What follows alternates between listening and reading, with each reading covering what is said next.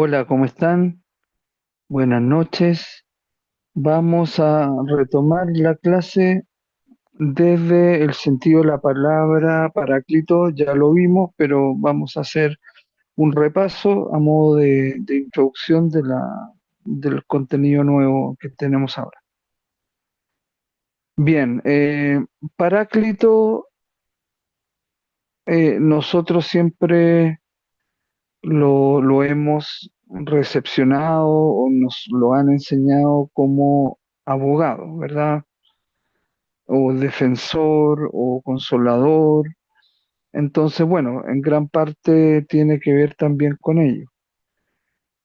El, el primero, en el sentido verbal griego de Paráclito, en su traducción latina o en latín advocatus, significa llamado al lado, abogado. Entonces yo les decía la otra vez que siempre en un juicio el abogado está al lado. Generalmente el que habla es el abogado de aquel que está, ¿no es cierto?, defendiendo o está imputado. Se sienta al lado.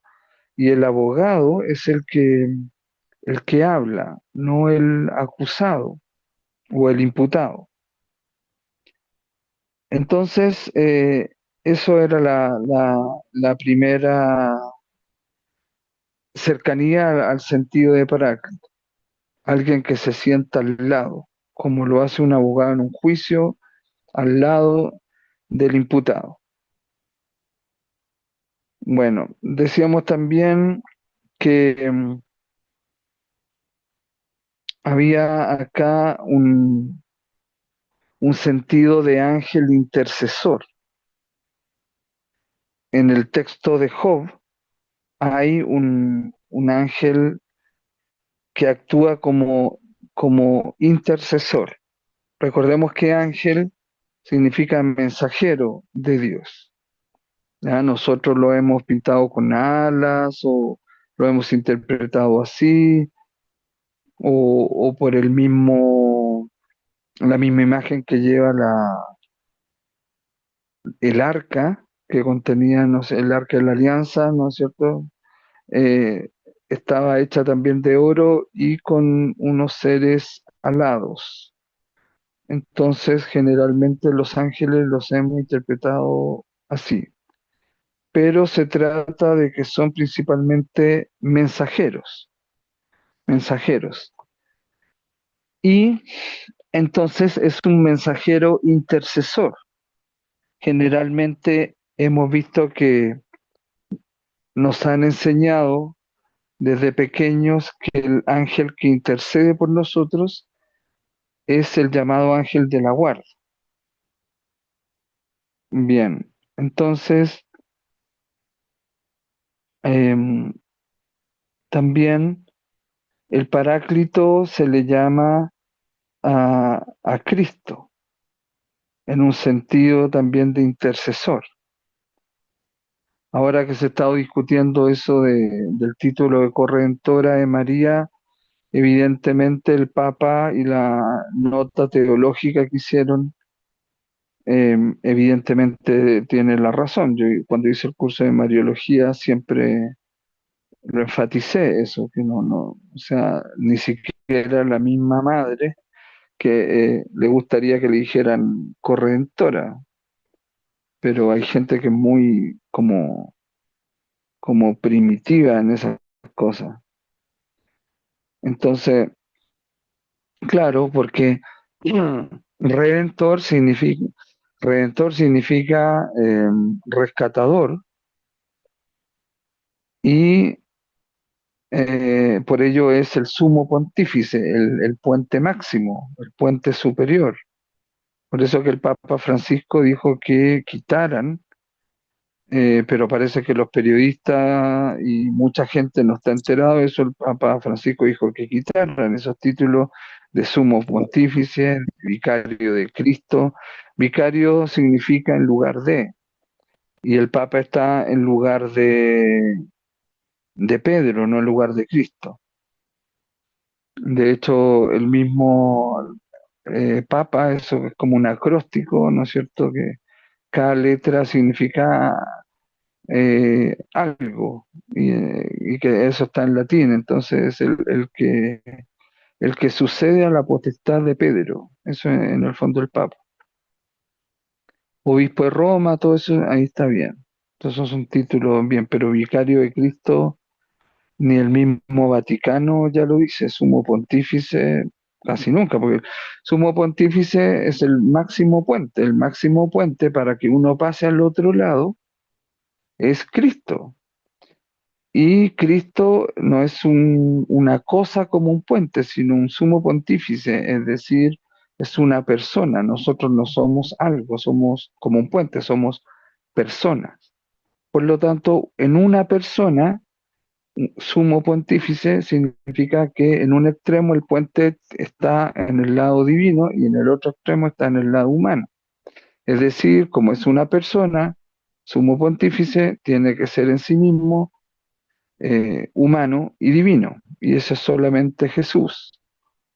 La Virgen María, que el título principal es Madre Nuestra, es, ¿no es cierto?, siempre en el origen un ser humano, nunca divino. De hecho, ella es la esclava de su amo, ¿ya? Adonai, que significa amo. Entonces, ella es esclava del amo, por eso dice esclava del Señor.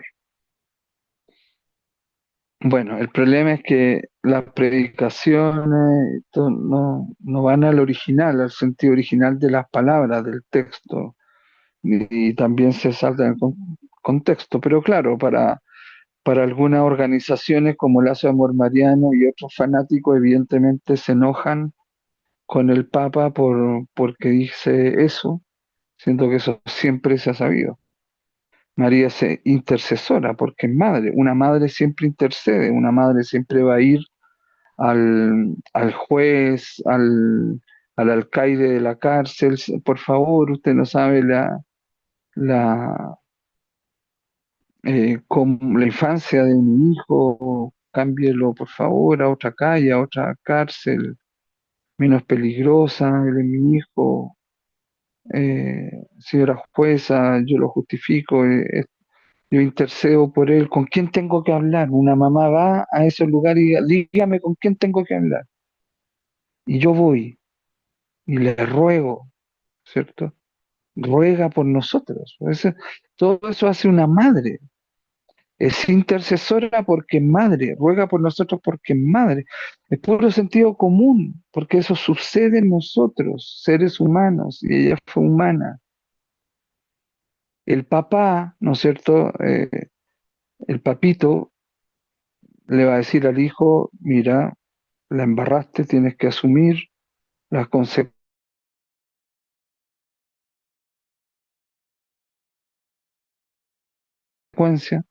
de tus actos y dejar sin comida, sin visita, sin financiamiento. Yo siempre voy a estar contigo. Mientras esté vivo, siempre voy a estar contigo.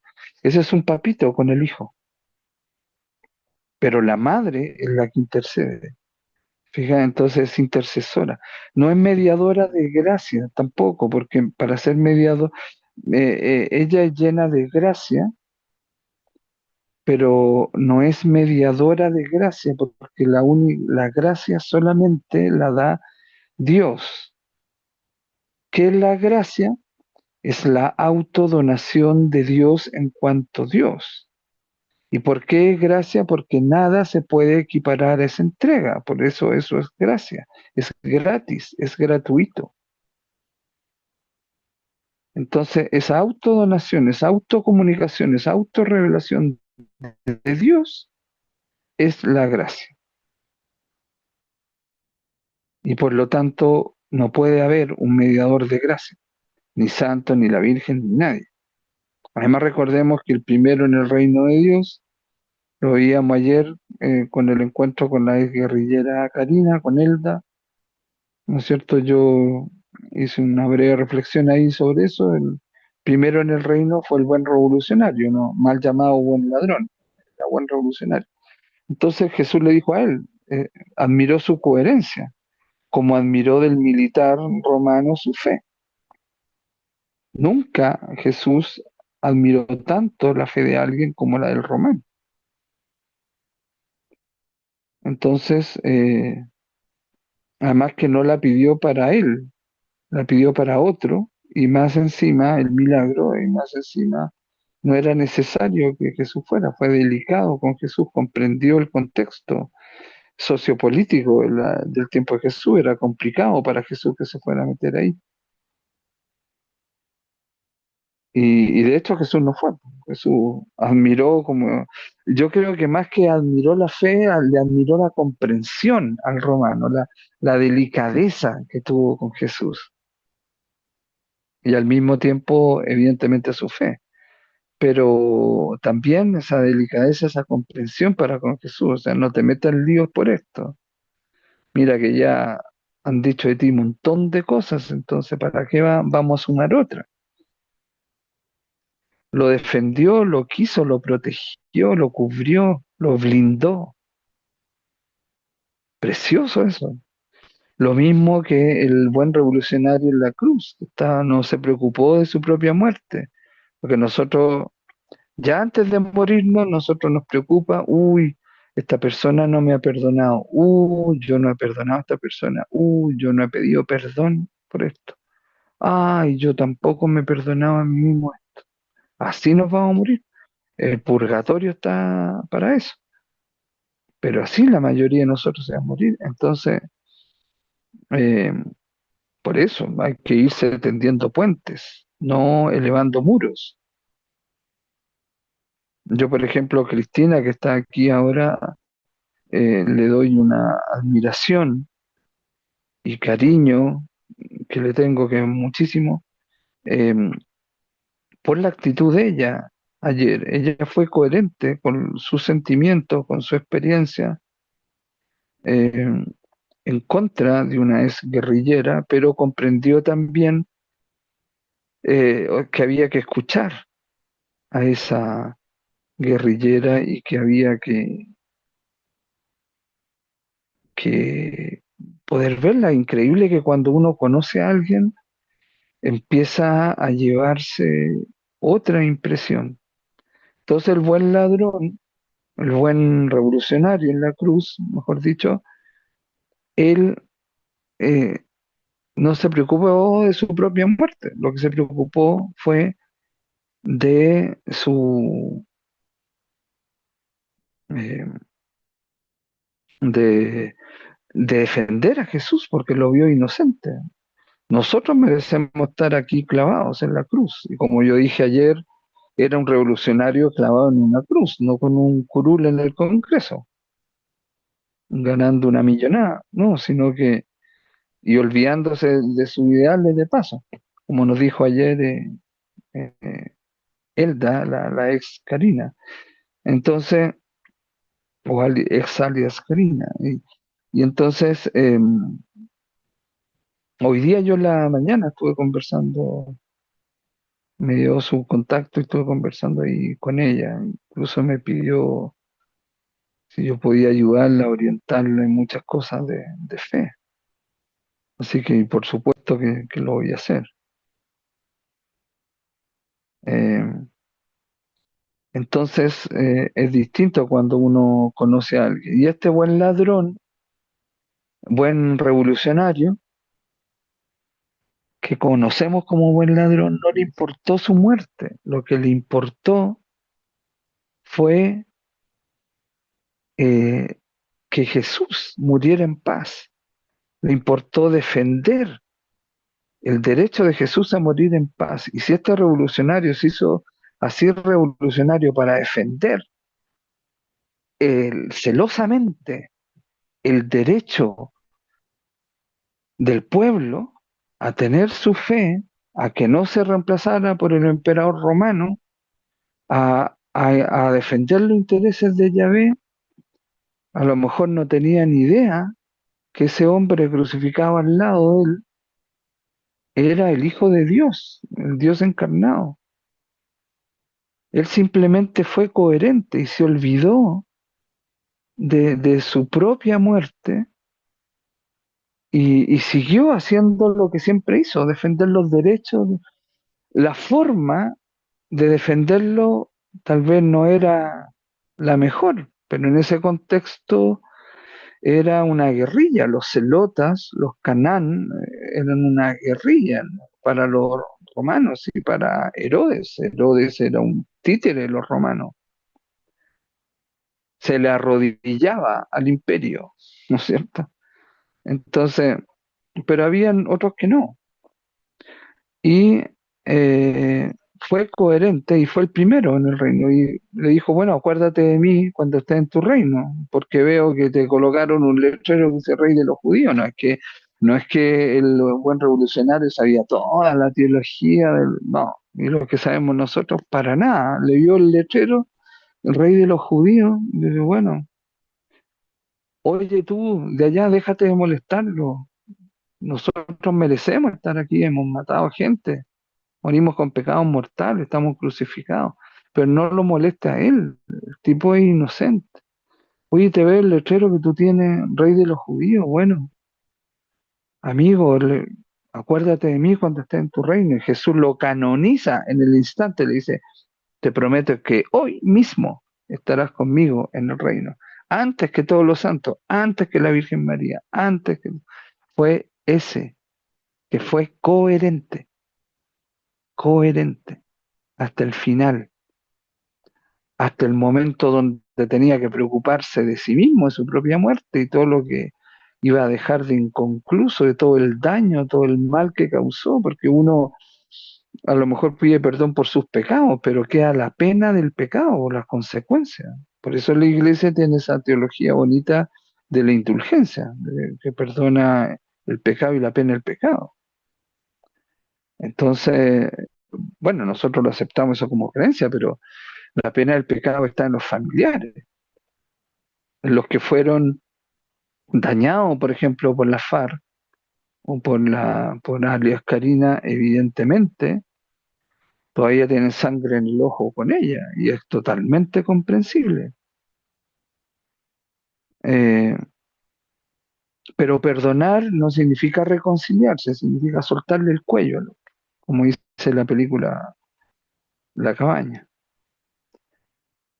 Aprovecha, ya que de alguna forma tocamos este tema, me gustaría escuchar a Cristina, porque Cristina, bueno, es uribista, tiene sus razones para hacerlo, eh, también ha tenido la mala experiencia con ellos, con familiares, y ayer, sin embargo, conversó, le hizo una pregunta a Elda, alias Karina, compró su libro, eh, se sacó fotos con ella, la conoció, logró un acercamiento. Eso yo, la verdad que tenía un nudo en la garganta, pero no podía estar ahí yo llorando, pero me emocionó eso de Cristina. Me gustaría escuchar qué siente hoy día, después de la experiencia de ayer. Cristina, te escuchamos.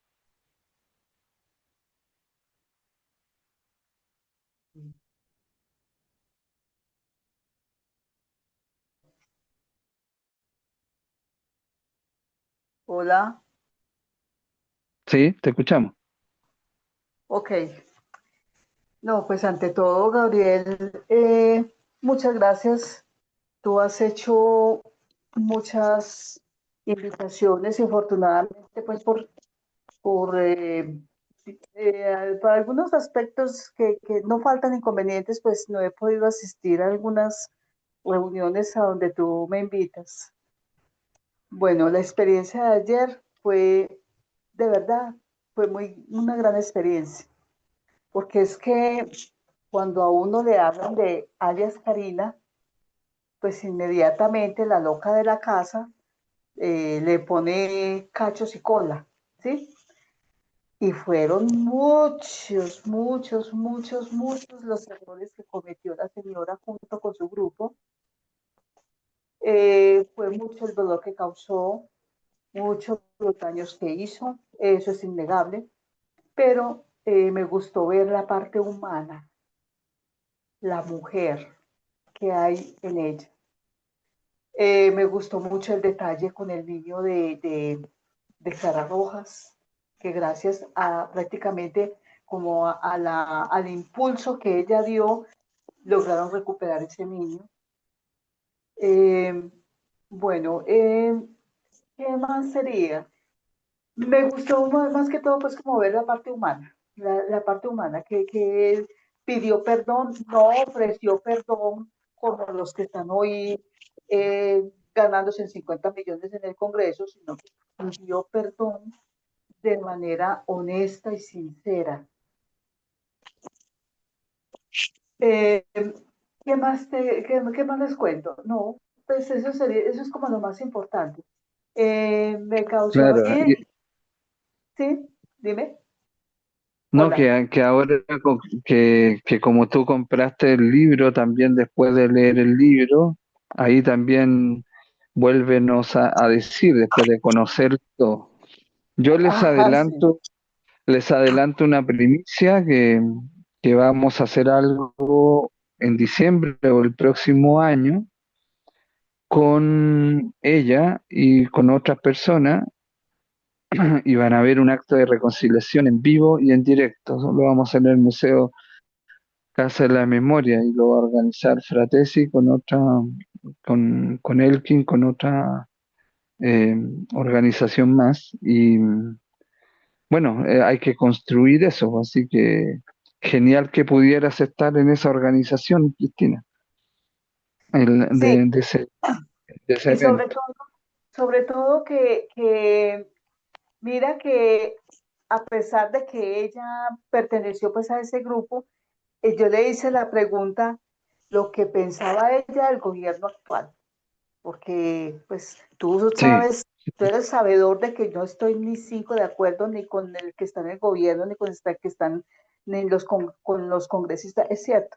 Entonces yo pensaba, a ver, qué piensa ella sabiendo que es de ese grupo? Y mira lo que contestó, totalmente de acuerdo con ella.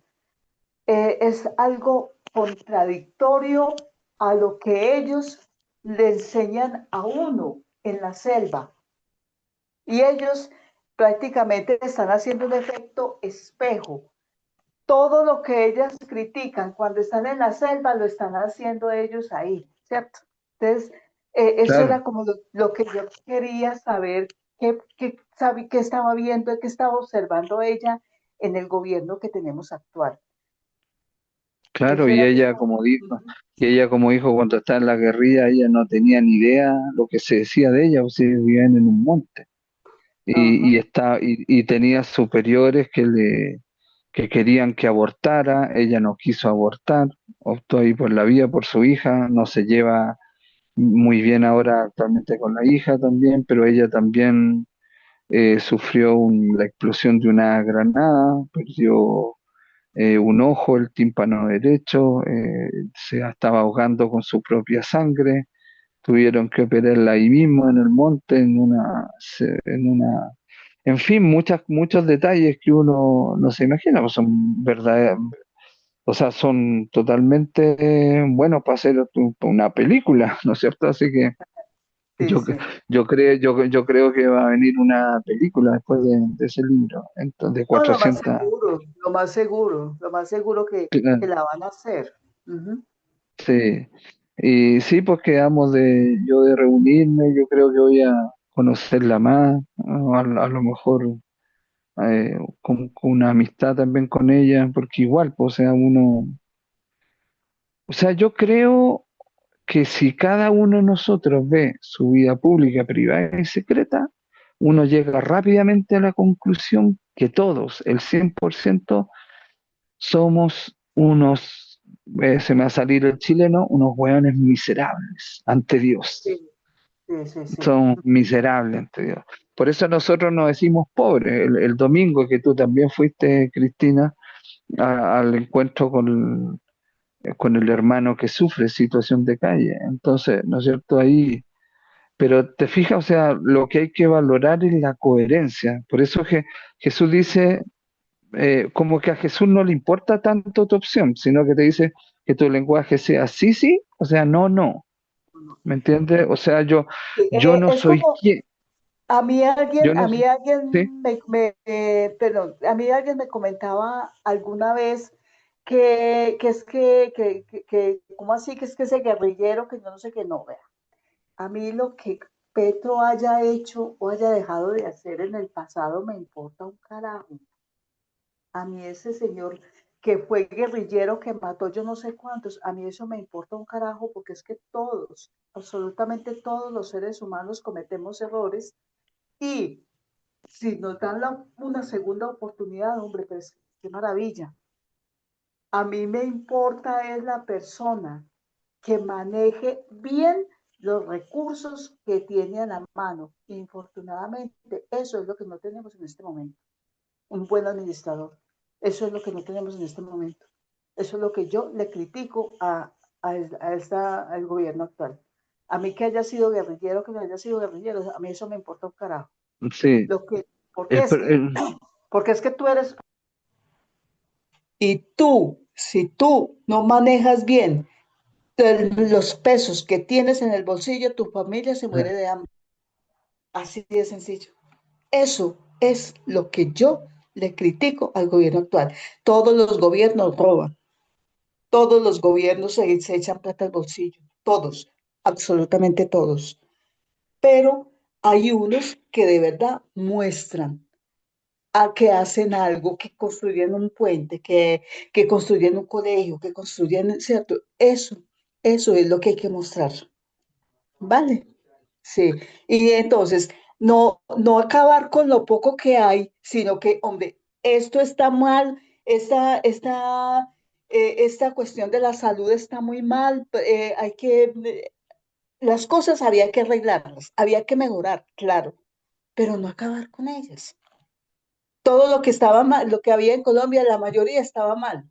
Entonces, hombre, vamos a hacerle algunos ajustecitos, esto hay que mejorar en tal cosa, esto. Yo tengo toda la vida he estado en la nueva EPS y hasta hace 4 años de todas las EPS existentes en el país, la nueva EPS era la más mala. Y yo, gracias a la nueva EPS, a mí la nueva EPS me hizo cirugías en la rodilla, me hizo cirugías en el hombro que tuve un accidente, me hizo infiltraciones en las rodillas, me hizo de todo. Medicamentos claro, muy costosos me los dio la nueva EPS. Ahora, llevamos alrededor de 6 meses que la nueva EPS no nos da sí, de todos los medicamentos que se toman, que estamos tomando, no nos han dado nada, porque sí, supuestamente los señores de la EPS se la estaban robando toda, entonces Petro intervino en la nueva EPS porque es que yo soy el que voy a manejar eso, porque es que usted está robando la plata. Y entonces, sí, listo, ustedes claro, ya. sí, Ujú. Hola. sí, mira, sí, sí, sí. Por ejemplo, mira, acá yo le voy a compartir un audio. eh, a ver, déjenme ver. Ustedes saben que yo tengo un amigo en el gobierno que me cuenta cosas. Entonces, el otro día yo le escribí, a ver acá, ahí. El otro día yo le dije, pero ¿cómo? Ahí se está, no sé si está viendo. Ah, bueno, yo le dije, ¿cómo es posible que, que el presidente lo están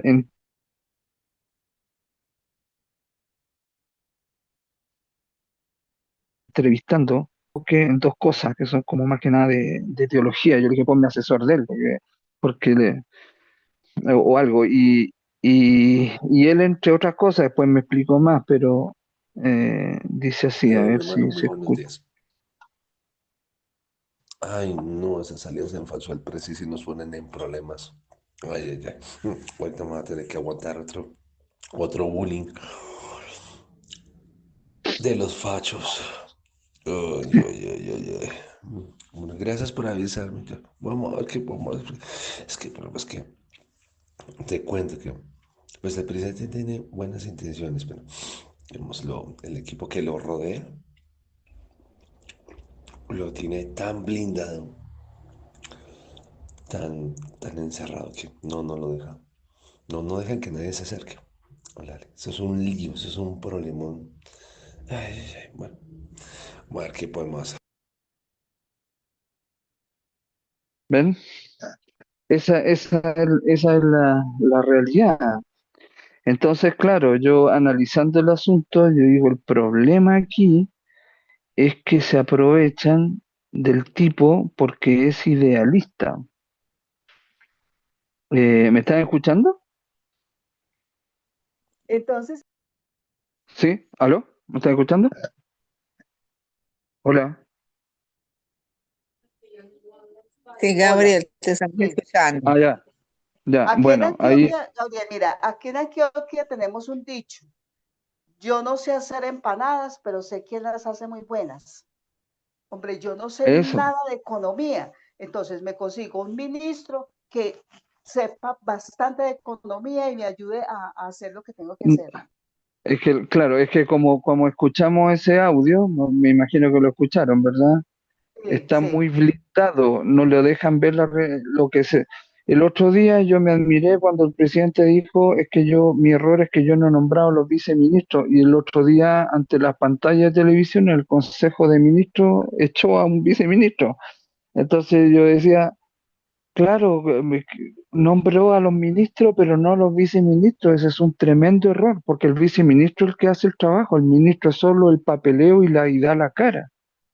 Entonces, nos llega la información de lo que realmente está pasando. Yo estoy seguro que si el presidente te escucha a ti, con todo lo que te favoreció la 9PS, de decir, oye, pero ¿por qué a mí no informaron esto o esta parte? Mira, tremendo daño que se está haciendo. ¿Me entiende? Entonces, no, lo animan. Presidente, usted es del extranjero, eso es lo que pasa, eso es lo que a mí me han dicho también otros. Entonces se aprovechan de lo idealista que es y los otros hueones acá hacen lo que quieren y se ganan la plata.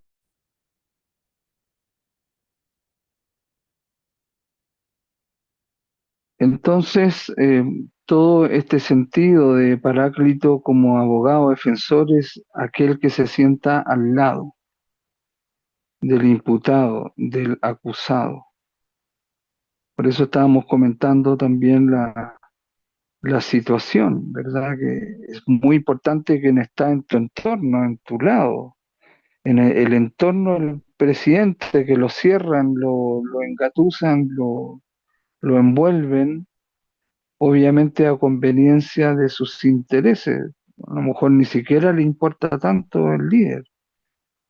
Recordemos el entorno de Maradona, que fue el que le causó todo el daño y lo llevó a la muerte, todo eso todavía está también en juicio. Entonces, el que está al lado tuyo, ¿quién es? ¿Cómo es? Ya, por eso también el sentido de Paráclito es como también un mensajero de Dios que intercede por ti. Ya habíamos dicho, como defensor, el mismo Cristo. Eh, por eso decíamos también que María no puede ser corredentora, solamente Jesús, mediador también, el puente, el sumo pontífice, solo Jesús. Bueno, entonces ahí hay es que el que se sienta a tu lado es como ángel de eh, intercesor, ¿no es cierto? Entonces también el Espíritu Santo tiene esa connotación de intercesión. Bien, vamos a...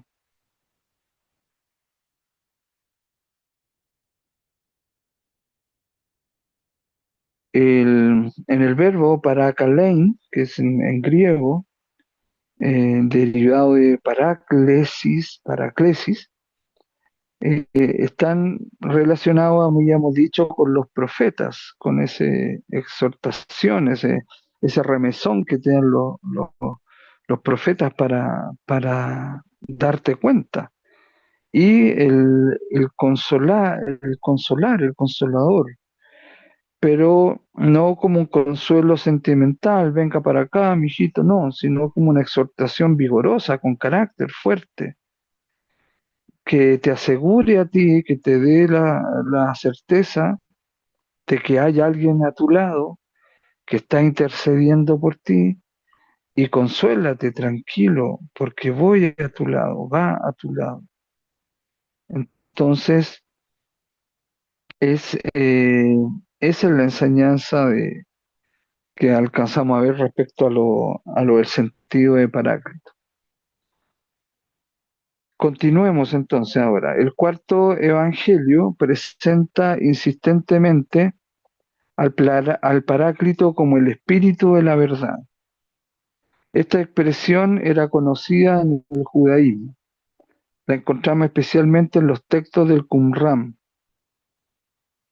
El espíritu de verdad, considerado como el príncipe de las luces, emprende la lucha en el mundo y en el corazón de los hombres con el espíritu de perversidad, llamado también ángel de las tinieblas. Entonces, el espíritu de la verdad contrapuesto al espíritu de la perversidad y viceversa. La verdad es para nosotros los cristianos una persona, es Jesús. Él dijo, yo soy la verdad, el camino y la vida. Entonces no es un concepto, sino que principalmente es una persona.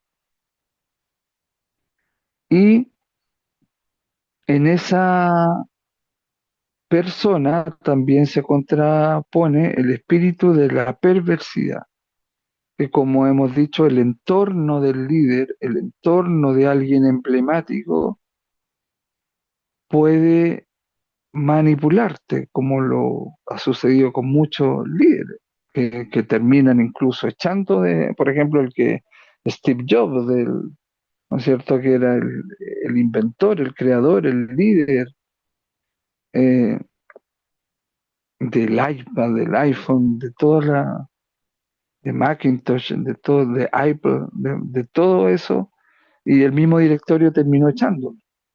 ¿No? San Francisco de Asís, el mismo deteniendo, siendo un santo también, el entorno, cómo lo manipulaba.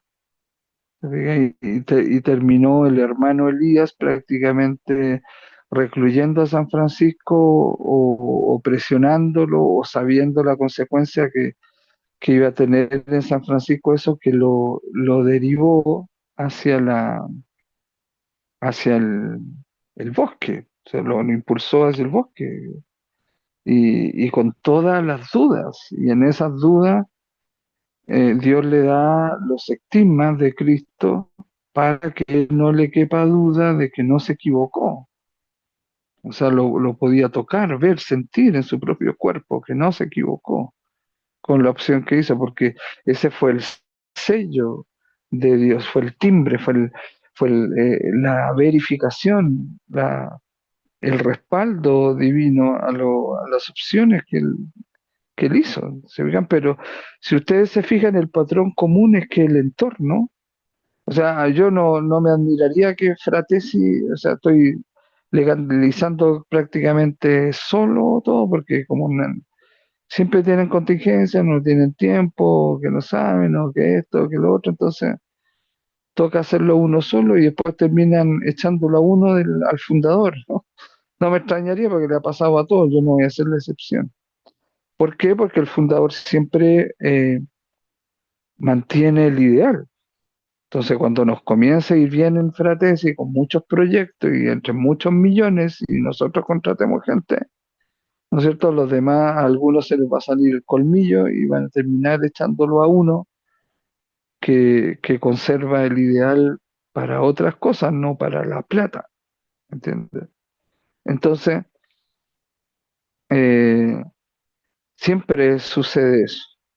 Y en el audio que escuchamos del director de Asuntos Religiosos de la Presidencia, él me respondió porque yo le dije, estoy escuchando al presidente que lo está entrevistando al Jazeera allá en Arabia, donde está, y él dijo que citó a José Martí, poeta cubano, quien dijo, según él, la verdad os hará libre. Yo le dije, eso es de Jesús, no es de José Martí. Yo dije, ¿cómo no lo asesoran? Porque puede ser tan brillante, tan inteligente, tan culto, pero en eso queda de inculto. Y después mostró lo que yo siempre le he dicho a ustedes, que él lleva en su mano derecha, lleva en como manilla colgada una tau, una cruz franciscana. Siempre decía, el presidente es cristiano y admira mucho a San Francisco. Entonces, él dijo, sí, en la última letra del alfabeto arameo, y nada que ver, la tau no es la última letra del alfabeto y no es arameo, es el alfabeto griego. Y es la T porque la forma de la cruz de Jesús era una T. Entonces, para que no diga esas cosas, entonces yo le digo, está al lado de Adriana viendo eso y le digo, mira cómo el presidente se equivoca, eso nadie lo asesora. Por eso yo le dije a él, tú eres el encargado de asesorarlo en eso, porque si no, pues que se burla o te hagan hacer bullying a ti. Y él dijo, sí, ya voy a tener que aguantar el bullying mañana. Dijo, menos mal que me avisaste. Yo, yo le dijo, y él dijo, no, pero es que el entorno es muy cerrado, no dejan que nadie entre. Claro, porque el entorno está manejando al líder. Entonces, no, usted nombre los ministros nomás, no nombre los viceministros, nosotros le podemos dar nombres para los viceministros, a los ministros que usted nombró y así para que, y todo va a funcionar bien, sí, todo va a ser conforme a su ideal, a todo lo que usted habla y a todo lo que haga, y a todo el discurso internacional y nacional, ¿se fijan? Entonces se manipulan, pues es fácil manipular a alguien idealista.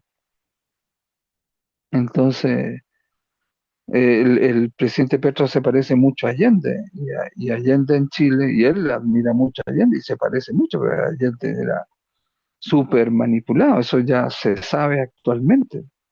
Imagínense que el mismo Allende nombró de ministro de Defensa al general Pinochet, o sea, el que puso a los militares en el gobierno y como ministro fue el mismo Allende. ¿Por qué? Porque le recomendaron y al final los que le recomendaron habían pensado en otro general Pinochet que tenía el mismo y se equivocaron de Pinochet y miren lo que pasó. Entonces, lamentablemente, claro, porque un presidente no puede estar, es cosa de imaginarse nomás, con Chile somos 20 millones, acá son como 50 millones, imagínense. Está obligado a confiar, entonces no, es muy complicado, o sea, en realidad es imposible controlar.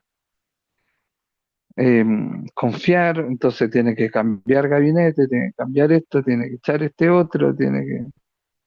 Le pusieron este otro de que robó y fue corrupto con esto en el gobierno, y eso le ha pasado a todos, a Uribe, a Duque, a Santos, a todos, po.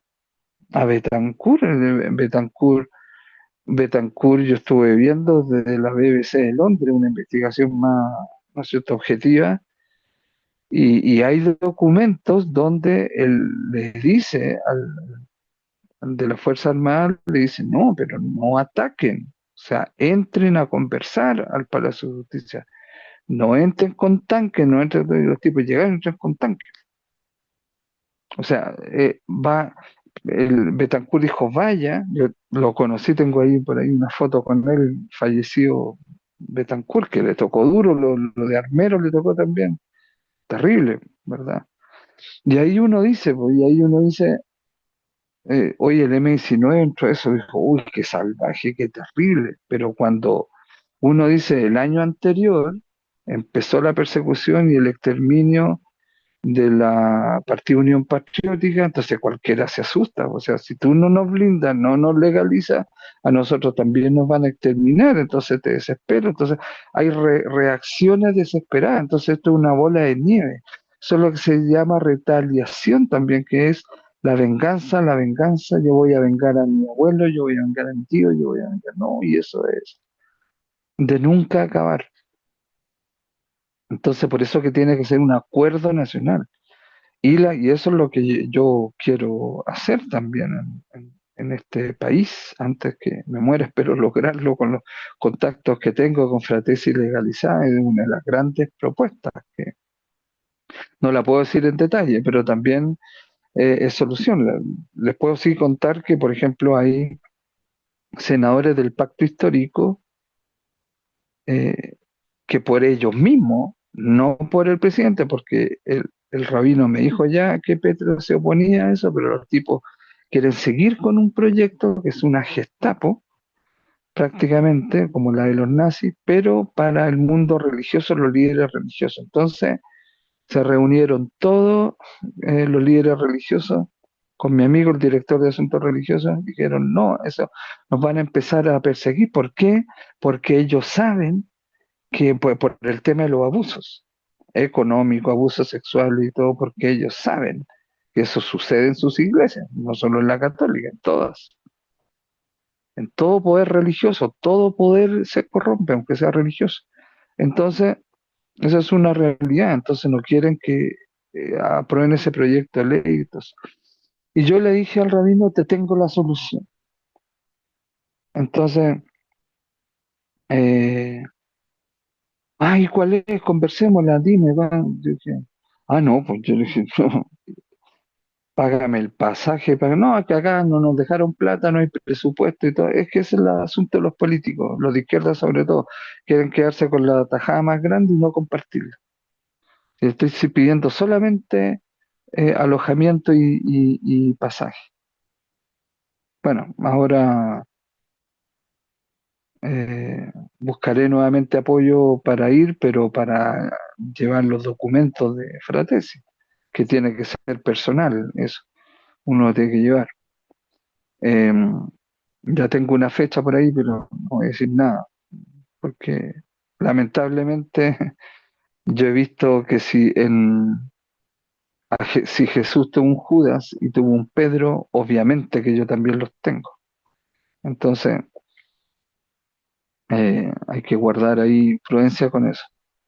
Pero, claro, yo dije, como el Señor dice que uno tiene que ser astuto antes que bueno, entonces yo dije, voy a ver que esto se, pues le voy a decir a uno que otro líder religioso que yo les tengo la solución a eso, pero tengo que estar un tiempo allá para lograrlo. Entonces, eh, y para hacer la propuesta de Fratesi, que va a quedar, ¿no es cierto?, legalizada y con derecho a autor y todo eso, no nos pueden robar la idea. Entonces, claro, en el fondo la astucia sería esperar que al director, a mi amigo, lo tiren los líderes religiosos del brazo en un sentido y del sentido contrario lo tire su trabajo, el gobierno nacional.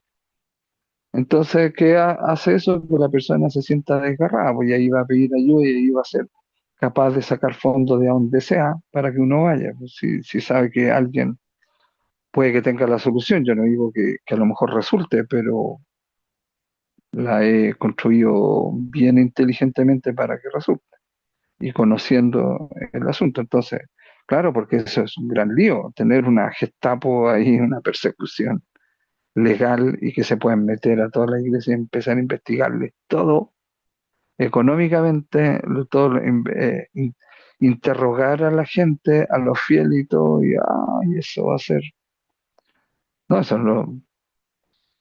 Te fijas, yo hablé con el padre Leonardo el otro día, el párroco que nos atendió el domingo, el párroco de la Catedral Metropolitana, me decía, ay, Gabriel, si puede hacer algo, hazlo. Yo le digo, bueno, entonces, entonces me ayude para ir a Bogotá, no sé, pero es aprovechar más que nada eh, allá para llevar la propuesta y todo eso. Pero me quedan algunos días todavía y quiero ver si alcanzo, como estoy haciendo solo lo de la documentación. Pero bueno, así es, pues, la vida de los líderes y teólogos. Estamos muy solos, muy solos. El Papa Benedicto decía, el teólogo está sometido siempre a tres tentaciones. Primero, la duda. Segundo, la soledad. Y tercero, las tentaciones de todo tipo. Entonces, claro, yo puedo verificar que efectivamente es así. Pero tenemos al Paráclito, al Espíritu Santo, ¿no es cierto?, que está, intercede por nosotros, es un ángel, es como un ángel intercesor, está al lado nuestro y nos consuela para darnos la certeza de que vamos, adelante nomás, dale, dale, confía en mí. Y como decía Jesús, el Paráclito va a colocar las palabras en el juicio en tu boca. Yo eso también lo viví así, concretamente, históricamente en mi vida, literalmente. Bien, por eso todo esto es una maravilla, porque uno dice, ¿en verdad esto es verdad? Bueno, la enseñanza del Paráclito, una exégesis detallada de cada frase nos llevaría demasiado lejos. Tenemos que contentarnos con una visión global. Ya la exégesis, ustedes saben que es palabra por palabra, en la conjunción, el artículo, el verbo, el sentido, el contexto, la semántica, el original, las comparaciones, las anotaciones, la crítica de la forma, la crítica literaria, el sitting level, todo eso. Todo eso es exégesis. Uno lo estudió también en la universidad, pero hacer de cada versículo eso es enorme, ¿no? Serían cientos de libros, y de hecho hay libros así de exégesis, de los cuales se supone los sacerdotes deberían prepararse con esos libros para entregarnos la homilía los domingos. Tienen una semana para hacerlo, tienen que delegar otras funciones que la puedan hacer otros, pero hay cosas que solo las puede hacer él. Entonces, bueno, eso es la exégesis, pero acá estamos viendo más de manera global. Pero la exégesis nos llevaría mucho más allá de lo que estamos diciendo. Pero sí podemos decir algunas conclusiones de las exégesis que se han hecho hasta el momento. Entonces, a diferencia del capítulo 3 del 3 al 8, que consideraba la acción del soplo divino en toda la vida del creyente, la atención, ¿no es cierto?, en los capítulos de Juan del 14 al 16 se polariza en la enseñanza del espíritu de la verdad. El espíritu de la verdad es lo que más ahí se habla, ¿verdad? Se desarrolla este sentido, idea o presentación o revelación, mejor dicho, del Paráclito, del Espíritu Santo como el Paráclito. El espíritu de la verdad. Bueno, es lo que muestra perdón, del creyente. La atención entonces, efectivamente en esos capítulos es al espíritu de la verdad. Es lo que muestra la atención a los verbos empleados para caracterizar su obra. En el capítulo 14, versículo 26, enseñar. Ya, enseñar. Esa es una obra del Paráclito, del Espíritu Santo. Nos enseña, recordemos que el Espíritu Santo es la relación entre el Padre y el Hijo en persona. Por lo tanto, es la relación, el amor en persona, la donación en persona, y que involucra, para que exista como tal el Espíritu Santo, la entrega y del Padre y del Hijo. Por eso que el que, como vamos a ver en la próxima clase, el que pecare contra el Espíritu Santo no será perdonado ni en el cielo ni en la tierra. Bueno, entonces, lo otro es hacer recordar. introducir en la verdad entera, no en parte, sino entera. Por ejemplo, María cuando le dice sí al ángel Gabriel, le dice sí, hágase, no solo de ahí hasta el final, sino a toda su vida, desde su raíz, desde su concepción. Es un sí completo, no de parte de su vida, sino de toda la vida. ¿Por qué? Porque el Espíritu Santo nos hace relacionar, conectar cosas en nuestra vida. Nosotros siempre hemos tenido, por lo menos a partir de los 9 años, vida pública, privada y secreta. Entonces tenemos que relacionar, conectarnos, tenemos que hacernos los tontos con eso.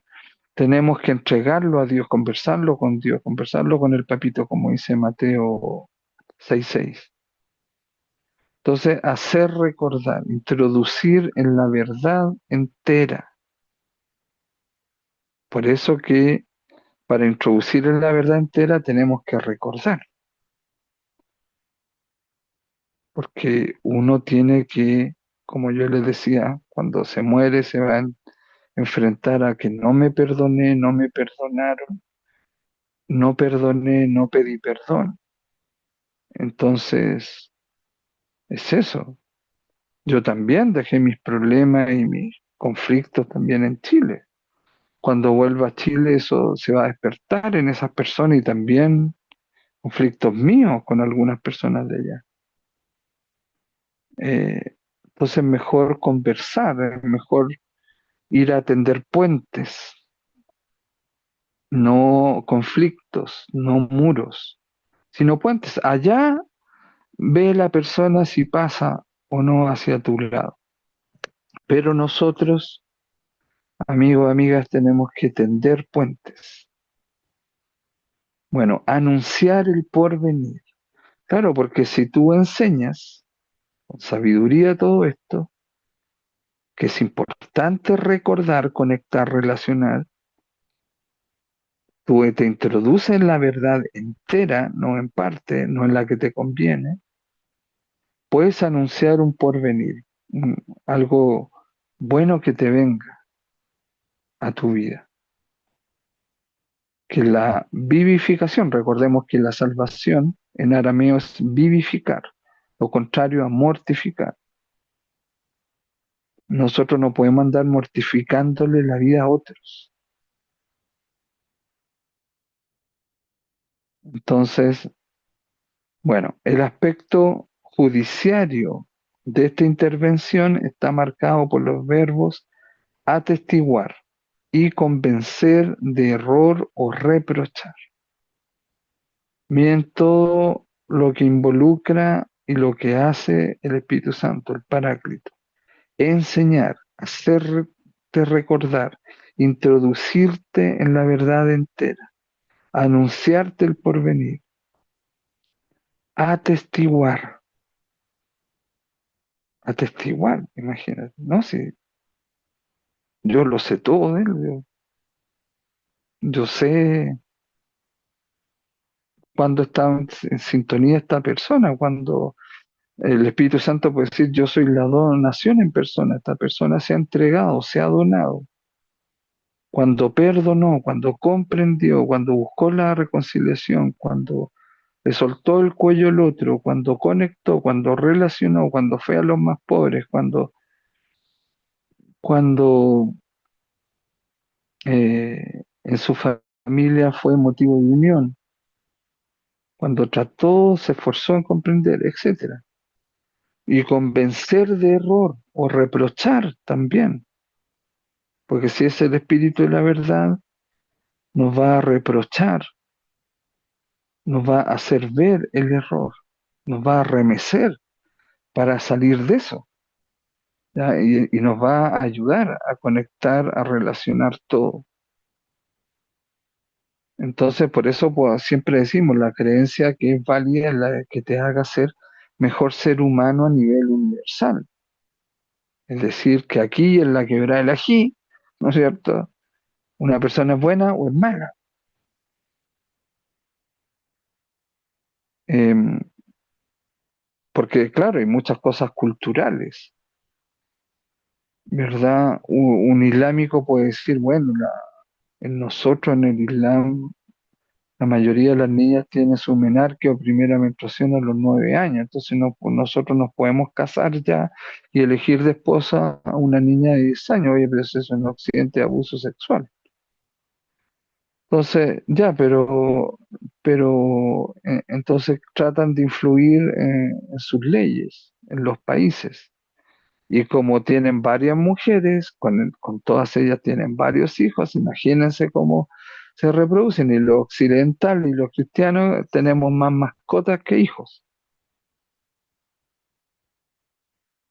Entonces, bien, está claro quién va a ser cada vez mayoritario, en qué medida influye. Ese es otro asunto.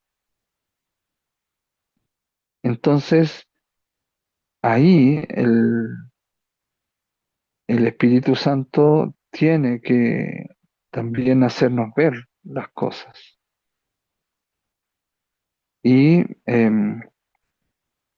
evidentemente las cosas son, o sea, hay que decirle a un islámico, así con la mano en el corazón, ¿tú crees que esa niña de 10 años tiene que ser tu esposa? Independiente de tu cultura, acudamos tu conciencia, tu corazón. ¿Ya? Y he sabido que muchas de ellas se suicidan, van a un lugar especial, a hacer como un retiro antes del matrimonio y aprovechan de suicidarse. ¿Por qué sucede eso entonces? Si nunca han tenido esas niñas contacto con Occidente, por la ley natural, por la conciencia, por lo biológico. Entonces, por eso, las creencias válidas son los que te hagan ser mejor persona, mejor ser humano a nivel universal. Nosotros, por ejemplo, en Fratesi, que es intercreencial, pero de creencias que nos hagan ser mejores seres humanos. Por lo tanto, nosotros no podemos admitir a satanistas, ni a brujos, ni a esotéricos, ni a testigos de Jehová, porque ¿cómo va a ser bueno negarle una transfusión de sangre a tu hijo o a tu hija por tu creencia? Entonces tu creencia en ese sentido ahí no te hace ser un mejor ser humano. Entonces, profe, usted habla de intercredencialidad, pero no admitiría este, no sé, pero es que con la mano en el corazón, tocándonos la cabeza o no sabemos dónde está la conciencia, pero admitiendo nuestra conciencia, tenemos que decir que honestamente, cruda y honestamente, tales creencias no hacen al otro ser un mejor ser humano. Por eso que nosotros no podemos admitir a fanáticos, porque un fanático de su creencia nunca va a ser un ser humano, un buen ser humano, porque es capaz de matar a otro, de dañar a otro, de perjudicar a otro, en nombre de Dios, en nombre de su creencia en Dios, que es lo peor, lo más indecente que puede haber. Bueno, caracterizado como espíritu de la verdad, entonces el Paráclito tiene un papel de enseñanza que parece superior al del propio Cristo.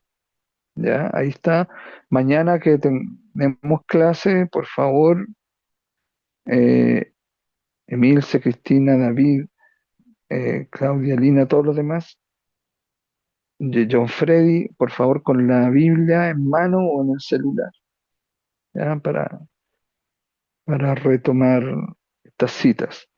Entonces, sin embargo, no se designaba a Cristo a sí mismo como la verdad. Claro, yo soy la verdad, en capítulo 14, versículo 6.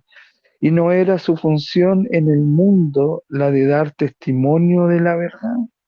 También, capítulo 18, 37, entonces está en San Juan. ¿Cómo puede añadirse la enseñanza del espíritu a la de Cristo, el revelador por excelencia del Abba, del papito. Los dos verbos, entonces, hacer recordar y atestiguar, permiten responder a estas dificultades.